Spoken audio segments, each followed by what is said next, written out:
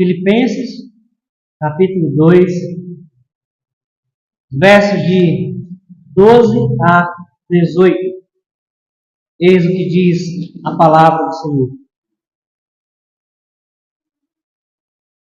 Assim, pois, amados meus, como sempre obedecestes, não só na minha presença, porém muito mais agora na minha ausência, desenvolvei a vossa salvação com temor e tremor. Porque Deus é quem efetua em vós tanto o querer como o realizar, segundo a sua boa vontade. Fazei tudo sem murmurações nem contendas, para que vos torneis irrepreensíveis e sinceros filhos de Deus, inculpáveis, no meio de uma geração pervertida e corrupta, na qual resplandeceis como luzeiros no mundo, preservando a palavra da vida, para que no dia de Cristo eu me glorie, de que não corri em vão, nem me esforcei inutilmente. Entretanto, mesmo que seja eu oferecido por libação sobre o sacrifício, serviço da vossa fé, alegro-me e com todos vós me congratulo. Assim vós também, pela mesma razão, alegrai-vos e congratulai-vos comigo. Seca-se a erva e cai a sua flor. Amém. Podemos assentar.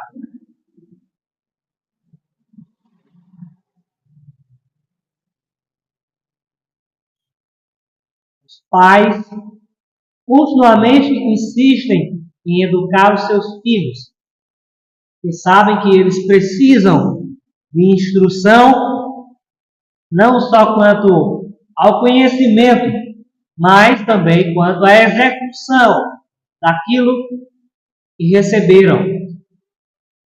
No entanto, haverá um dia, na verdade, esse dia deve ser o mais breve possível, em que os pais só devem dar conhecimento, instrução aos filhos, de modo que os filhos já saibam executar aquilo que os pais já estão lhes transmitindo. Ou seja, haverá um momento em que os filhos devem, de uma maneira ou de outra, andar com as próprias pernas. O pai ama o seu filho e quer ver o seu filho agir. Não quer ver o seu filho parado, estagnado. Assim é o apóstolo Paulo, aqui nessa carta. Especificamente nesses versos 12 a 18. O apóstolo se coloca como pai. Na verdade, na maioria das cartas, é assim que ele se refere àqueles que vão ler esta carta. Vocês são os meus filhos que eu estou gerando em lágrimas, em dores. Paulo tinha muitos filhos na fé. É por isso que ele diz aqui, verso número 12, respeito da obediência, não somente na presença, bem como na ausência. Essa é uma característica específica dos filhos. Os filhos devem ser educados para honrar os pais e a Deus, não só na presença dos próprios pais, mas longe deles também. Porque, em última análise, os filhos estarão honrando a Deus. Não importa o quão novo ele seja, ele deve ser ensinado que ele deve honrar ao pai e à mãe, quer seja próximo ou longe dele. Mas o apóstolo enfatiza o fato de que a obediência na presença ou na ausência dele não é suficiente. Deve haver progresso quanto àquilo que ele recebeu, Ou seja, aqui o apóstolo destaca a verdade da salvação, a realidade da salvação, que é entendida de maneira errada, muitas vezes, pela maioria dos cristãos. Haja vista que dizem que se eu estou salvo, uma vez salvo, claro, salvo para sempre, então eu posso fazer o que eu quiser, eu não preciso mais ir para a igreja, eu não preciso mais orar, nem ler a Bíblia, muito menos ensinar aos meus filhos, ao meu marido, à minha esposa. Eu já sou salvo, está tudo certo. Mas o apóstolo coloca a salvação como algo que deve ser trabalhado. Por um lado, ele diz em Efésios que a salvação é um dom gratuito de Deus, porque vem de Deus, não vem de nós mesmos. É um dom de Deus para que nós não nos gloriemos.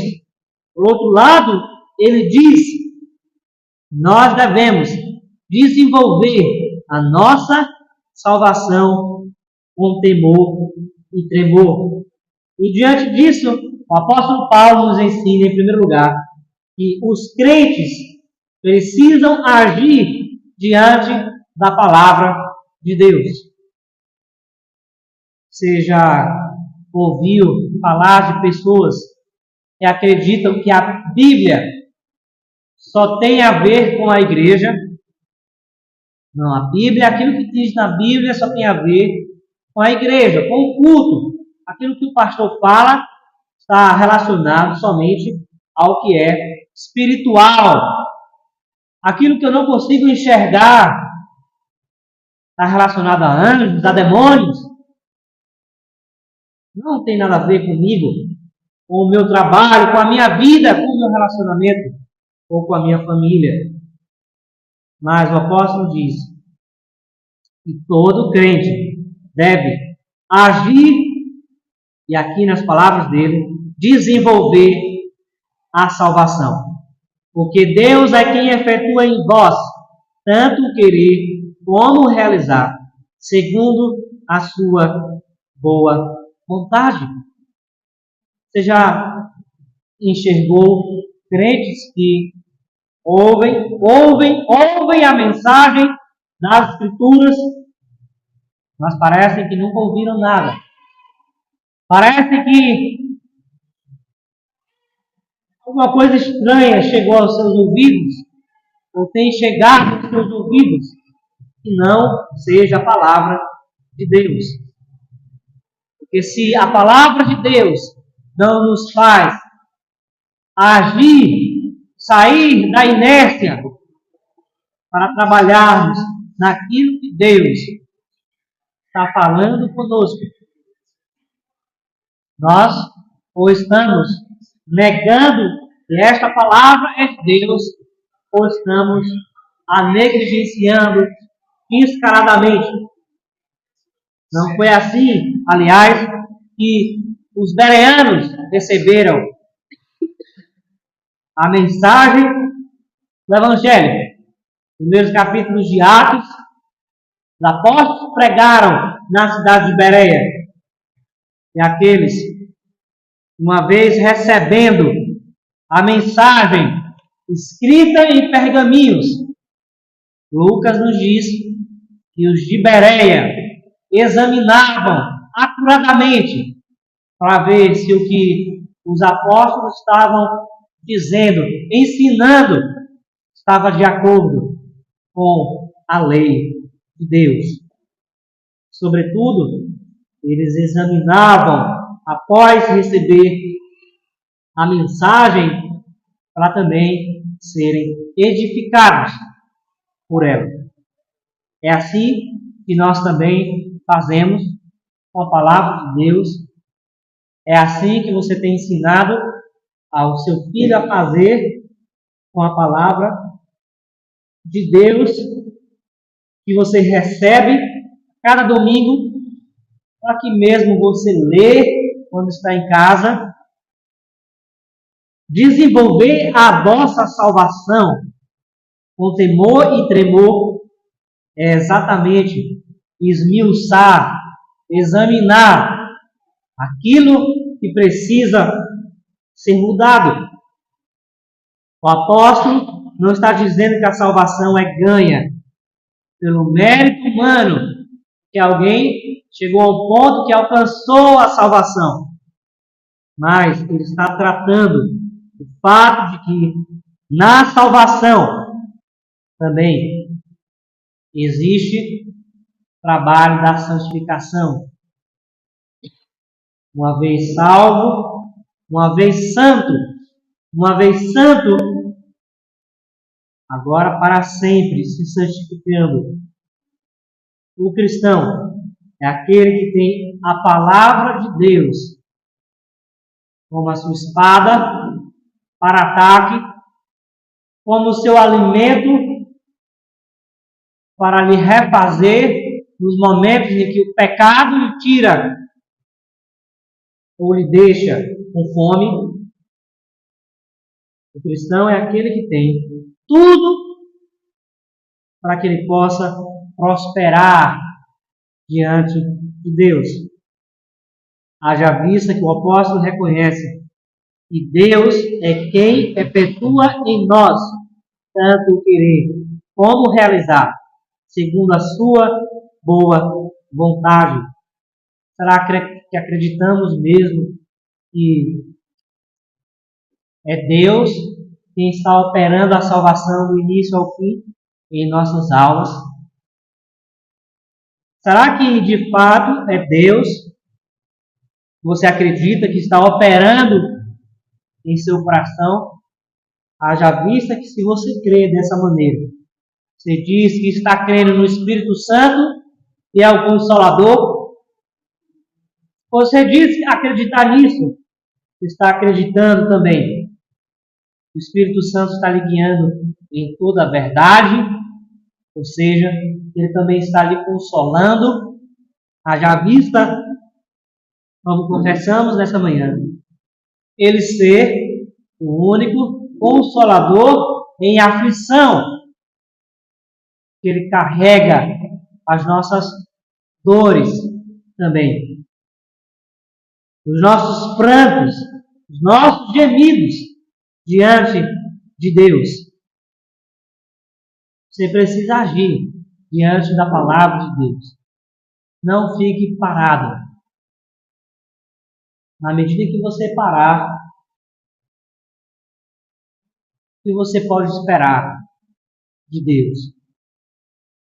O que você pode esperar senão Ele lhe entregar aos seus próprios desejos?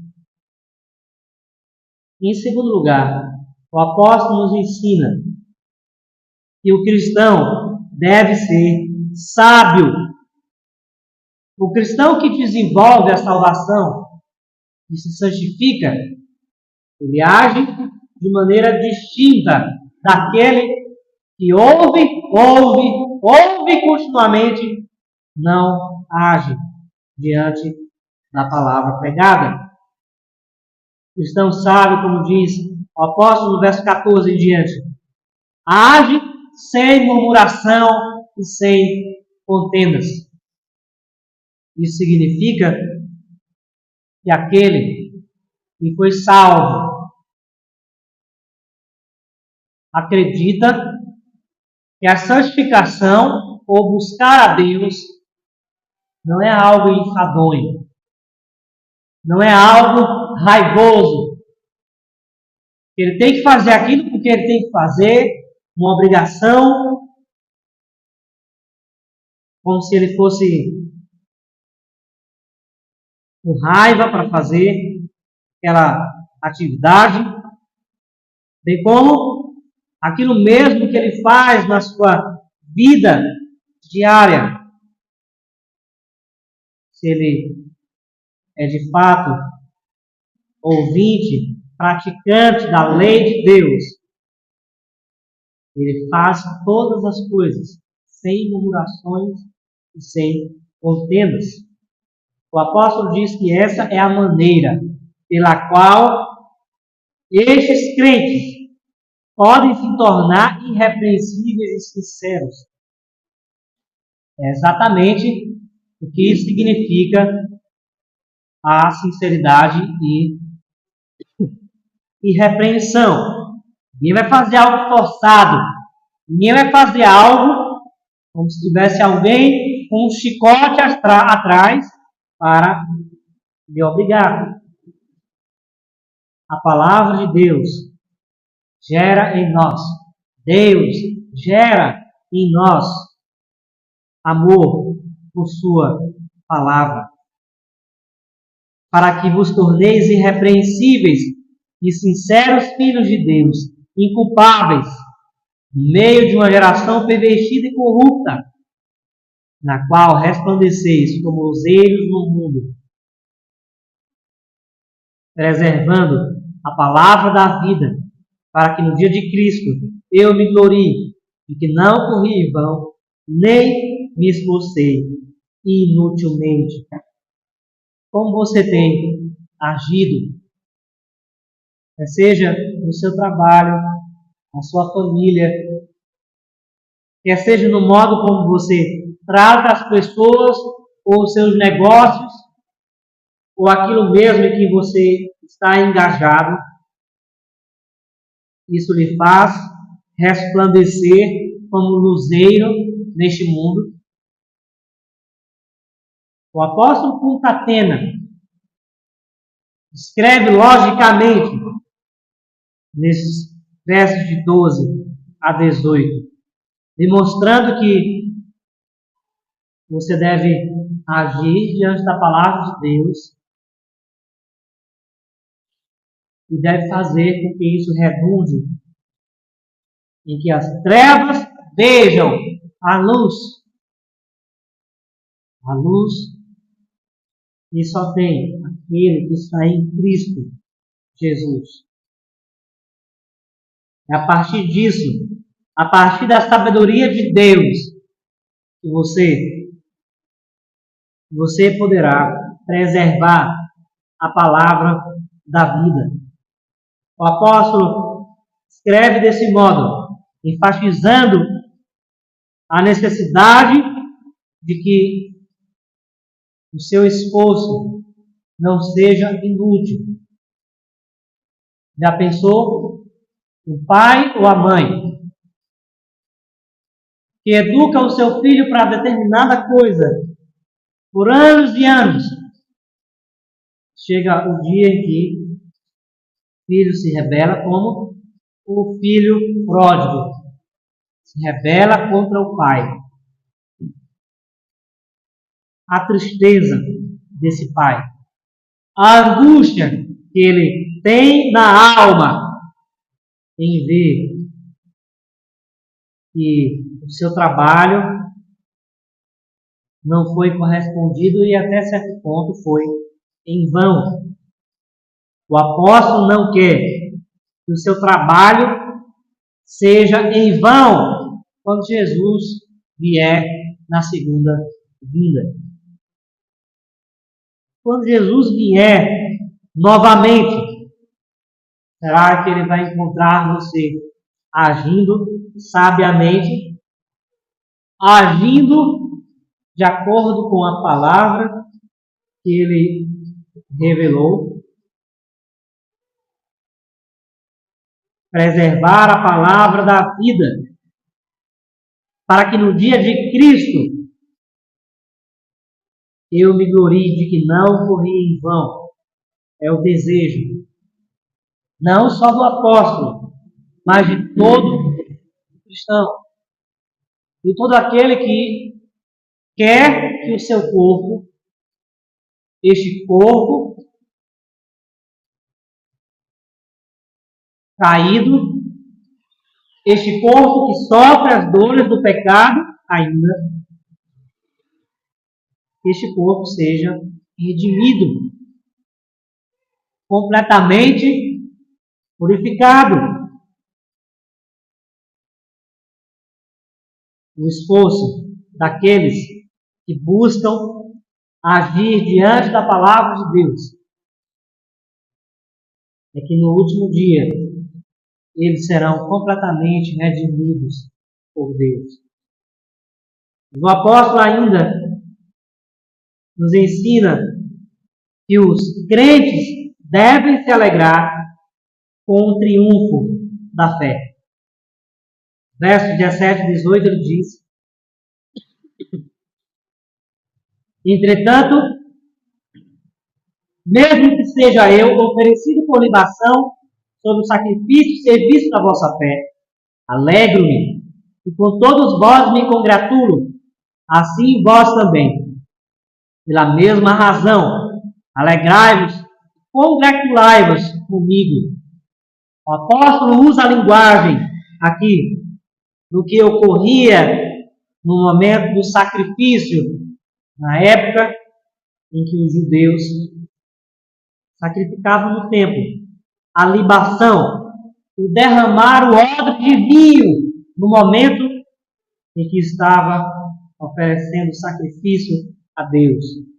O apóstolo se coloca na posição de alguém que vai ao ponto de entregar a própria vida, derramar o próprio sangue, como fez Cristo, para que aqueles que precisam ser alicerçados na fé sejam, para que aqueles que precisam se arraigar na verdade sejam.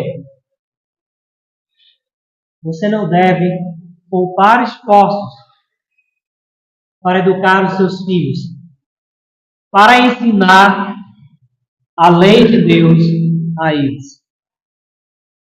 Seu sentimento deve ser igual ao do apóstolo Paulo. Você pode até sangrar, você pode até morrer, mas você pode e deve testemunhar da fé, ensinando aos seus filhos o que é verdadeiro. O apóstolo nos ensina com isso que os crentes também podem se sacrificar para que outros crentes sejam alicerçados na fé. O cristão, ele se alegra com o triunfo da fé, mas não só com a sua própria fé, mas com a fé do seu irmão. Aquela fé que é cambaleante, aquela fé que não é muito firme, ele quer se alegrar com este irmão também. Haja vista o apóstolo dizer: assim vós também, pela mesma razão, porque vocês estão vendo meu sacrifício, estão vendo a minha luta, estão vendo o meu esforço para que vocês tenham a verdadeira fé, o verdadeiro conhecimento. Pela mesma razão, alegrai-vos e congratulai-vos comigo. A alegria faz parte da vida do cristão também. Ainda que a tristeza queira tomar conta, a alegria, por diversas razões que a Bíblia nos dá, ela deve estar alicerçada no coração dos crentes. De maneira mais fértil, de maneira mais abundante, essa alegria brota aqui, na igreja, no meio dos crentes,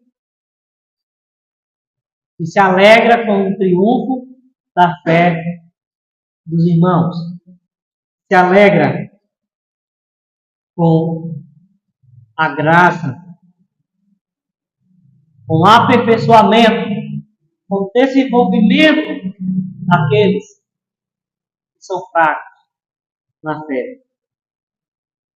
Você tem se alegrado em Deus pela fé do seu irmão, bem como você tem se alegrado pela fé que os seus filhos têm exercido em Deus, por aquilo que você tem ensinado ao seu marido, à sua esposa, por aquilo que você mesmo tem alcançado pela graça de Deus. Você tem se alegrado pela palavra de Deus que lhes dá a verdadeira fé. Fé não é algo cego, como diz o escritor da carta aos Hebreus. A fé também é racional. Aquilo que você crê, aquilo que você pratica, aquilo mesmo que você põe a sua confiança, revela qual a sua fé. O apóstolo nos ordena a desenvolvermos a nossa salvação mediante a palavra de Deus. E isso consiste em agir diante dessa palavra, não ficar parado. Agir sabiamente, quer seja de maneira prática, como membros do seu corpo, quer seja com a sua língua, quer seja com seus pensamentos, bem como você deve se alegrar com a fé que Deus tem dado a você, em última análise com a palavra de Deus, que é o alicerce da nossa fé. O alicerce da fé cristã não são as revelações que dizem haver, não são os anjos, nem Maria, muito menos os escritos de Ellen White, os escritos de Allan Kardec. O alicerce da fé é a palavra de Deus. O alicerce e o alimento da fé é a palavra de Deus. É assim que você tem se portado nessa manhã. É diante dessa palavra que você pode bradar com alegria diante de Deus e afirmar que está sendo luz do mundo, que está agindo sem murmuração e sem contendas. É isso que está brotando de seu coração nessa manhã. Por sua fonte, vamos orar. Ó Deus bendito, nós não somos suficientes em nós mesmos. É por isso que enviaste a Jesus, enviaste do Espírito Santo, revelaste a tua palavra a nós, e nos destes aquilo que precisávamos para que vivêssemos neste mundo para a glória do teu nome. Livra-nos de nós mesmos. Dá-nos a graça de sermos não somente ouvintes, mas praticantes de tua palavra. Dá-nos a graça, ó Deus, de nos alegrarmos com tua palavra, de nos alegrarmos com os nossos irmãos, com a fé que eles têm exercido em ti. Dá-nos também a graça de socorrer aqueles que estão fracos, de ajudar e fortalecer aqueles que estão caídos. Ó Senhor, age em nosso meio. Alegra-nos com a tua palavra. Faz-nos ser luz deste mundo, para a glória do teu santo nome. Em nome de Jesus.